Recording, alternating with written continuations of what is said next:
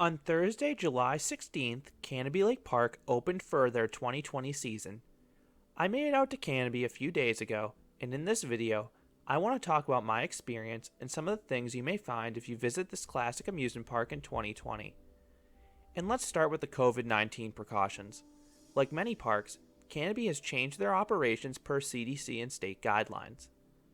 All guests need a reservation to visit Canobie in 2020, regardless if you're a single-day ticket holder or a season pass holder, as Canobie is capping their attendance.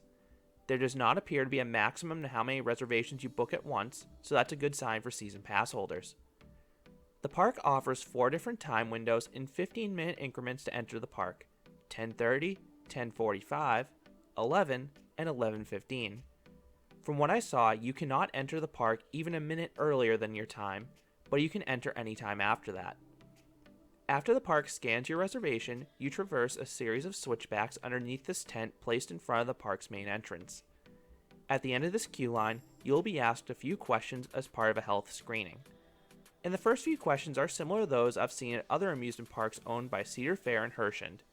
The questions ask if you've displayed any COVID-19 symptoms in the past 2 weeks, or been exposed to anyone displaying symptoms of COVID-19. But the last question is unique to Canobie, and that question asks whether guests have used public transportation in the past 2 weeks. That includes planes, trains, subways, and buses, and I can see this question causing a lot of frustration for guests this year. This means roller coaster enthusiasts traveling from a long distance are probably going to be denied entry if they flew to New England to go to Canobie this year. That's why I had to wait a few days before going to Canobie this year, because I just got back from my Midwest trip. But more problematically for locals, it appears that anyone who uses the T in Boston may be denied entry into Canobie this year. I do not know for sure if answering yes to any of these questions will outright deny you entry into the park, but I strongly suspect it will based on the procedures at other parks. If you do answer no to all the health questions, an employee will check your temperature with a handheld thermometer. The process is quick and painless. You then proceed through the metal detectors, but unlike in past years where you have to empty your pockets, you just hold your metal objects above your head. This made the process even faster and avoid any touch points. Next, you present your ticket or season pass to the employee at the ticket window. In 2020, you can't actually buy tickets on site. All tickets need to be pre-purchased in advance online. You are then able to enter Canobie Lake Park.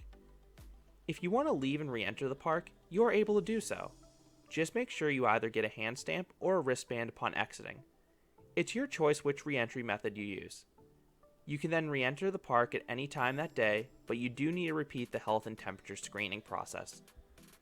One of the biggest changes in 2020 is the reduced hours and calendar for Canobie Lake Park. Canobie is usually open for weekends in April, May, September, and October, and then they're usually open daily from Memorial Day to Labor Day until 9 or 10 p.m. This year, Canobie is only open Thursdays through Sunday in July, Wednesdays through Sunday in August, and the first Friday through Monday in September. And every day, Canobie will only be open from 10:30 a.m. to 6 p.m. So unfortunately, we will not be able to see the park's gorgeous lights at night in 2020. I do recommend double checking the calendar before your visit, because I vaguely remember them offering Mondays and Tuesdays when the original calendar was released, but sometime after they took those away in August. The park also does not appear to be offering Screamfest in 2020, their awesome Halloween event. While disappointing, it is understandable since it would be challenging to retrofit the pre-existing haunt buildings for social distancing. I think another reason for the reduced hours this year is a lack of staffing. Canobie is still aggressively looking for cast members for the 2020 season, and that also may explain why roughly 1/3 of the park's attractions are currently unavailable. Some are unavailable due to the off-season maintenance not being completed. For example, Star Blaster's seats are not fully assembled, and both the Caterpillar and Rowdy Roosters are in pieces. From what I hear, the park's plan are to get these attractions open at some point this year. As of now, none of the indoor attractions are open. I did notice plastic tarps were added around the Dodgem, and I also saw an employee at Turkish Twist presumably being trained, so hopefully some of these attractions will open later this year. Canobie has a ride status page on their website that they're updating daily, so check back if you want to see if your favorite ride becomes available later this year.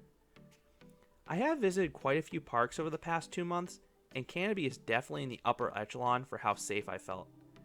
Canobie requires masks to be worn throughout the park, and compliance was very high. I did not see a single employee wearing a mask incorrectly, and most guests wore their masks correctly as well. In general, mask compliance in the Northeast seems to be excellent, and that carried over to Canobie. At the more popular attractions, there is an employee stationed in the queue line enforcing social distancing and mask wearing. This may also explain why some of the rides are closed, as employees have been moved over to help social distance people in queue lines. The employee will kindly ask guests to pull their masks above their nose if they see someone wearing a mask incorrectly. They also will make sure guests were standing in the social distance markers in the queue line. On certain attractions, you can remove your mask. You can do so on any attraction where you're the only party on board, or on the Soaking Boston Tea Party. The ability to remove your mask is also why the Boston Tea Party is only loading the front and back rows. If your guests aren't wearing a mask on an attraction, Canobie wants to give guests 12 feet of space, which really shows their commitment to safety. Another attraction that was doing the same 12-foot rule appeared to be the Wipeout. I believe you can also remove your mask in Castaway Island Water Park, but I chose to keep mine on because I have a cloth mask that holds up in water. It's also worth noting that the water park has a separate capacity from the rest of the park, so you may have to wait in line just to enter the water park on a hot, busy day, and then wait in line again to experience the water slides. You can also remove your mask if you're eating or drinking. Unlike some parks where guests can abuse a loophole where you can walk around slowly sipping a soda, Canobie requests that guests eating or drinking are stationary and socially distanced from other guests. If you are taking a drink in a queue line, Canobie requests that in between sips, you put your mask back up. You can also remove your mask in a few repurposed show venues across the park.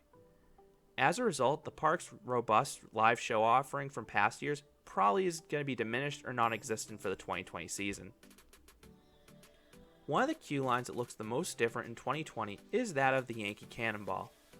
The park's original plan was to build a covered queue line for their signature attraction and add an on-ride photo opportunity.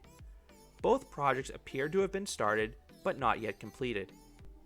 I did not notice a camera on the Yankee Cannonball, but I did see a building under construction to the left of the queue line.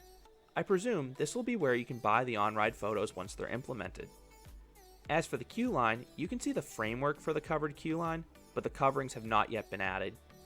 And the fact this project wasn't finished actually worked to the park's benefit. Since the switchbacks had not yet been installed, Canobie was able to create a custom, temporary queue line that accounted for social distancing, and that was really important for the park's most popular attraction. The park got even more space for the Yankee Cannonball's queue line by removing the fountain in front of the Yankee Cannonball for the 2020 season. If you see a full queue line for the Yankee Cannonball this year, it'll take roughly 40 minutes from my calculations and experiences. The ride can seat a maximum of 10 riders per cycle with the social distancing guidelines. And as they have in past years, they will close the queue line early, so the last train goes out right at park closing. So keep that in mind if you want to get on a ride later in the day. Untamed's queue line was set up a bit differently. Only one switchback was being used. And if the entirety of this one switchback is filled, you will have to wait roughly 20 minutes. Untamed was dispatching trains very quickly, but it was only allowing one party per train. The Canobie Corkscrew used the entirety of its queue line, so with social distancing, the line took roughly 15 minutes because they were not allowing guests to queue in the station. And on that last point, seating for the Canobie Corkscrew is now first come, first served in 2020. You cannot wait for a specific row, much like how it always has been on the Yankee Cannonball. A full queue for the Boston Tea Party took roughly 40 minutes because the ride was running at roughly 20% capacity. Not only were they only loading the front and back rows of the boat, but they only had one boat available as opposed to the typical two. Hopefully the second boat becomes available later this year, as this ride usually gets a busy wait on a hot day. None of the other rides and attractions had significant waits during my visit. That even included the Policy Pond log flume. While the flume had roughly half its usual logs available, having one party per log is not much different than how they typically operate it. The last note on the attractions is that they are periodically cleaned throughout the day. Outside of that, the park recommends using the hand sanitizer located at ride entrances and exits. So do I recommend visiting Canobie Lake Park in 2020? If you're a local, absolutely. Canobie is clearly taking safety seriously, and many of the park's best attractions are operating. I am optimistic additional attractions will be added over the next 2 months, but I do acknowledge the park has a very short season this year, so it's unlikely all of them will open. I'm just thankful my home park was able to open this year, and the staff is friendly as ever. It's a really pleasant and beautiful park to visit. What are your thoughts about Canobie Lake Park? Do you plan to visit in 2020? I'd love to hear your comments down below. If you enjoyed this video, I'd appreciate if you'd give it a like and subscribe to my channel, as there will be more roller coaster and Canobie Lake Park content here at Canobie Coaster.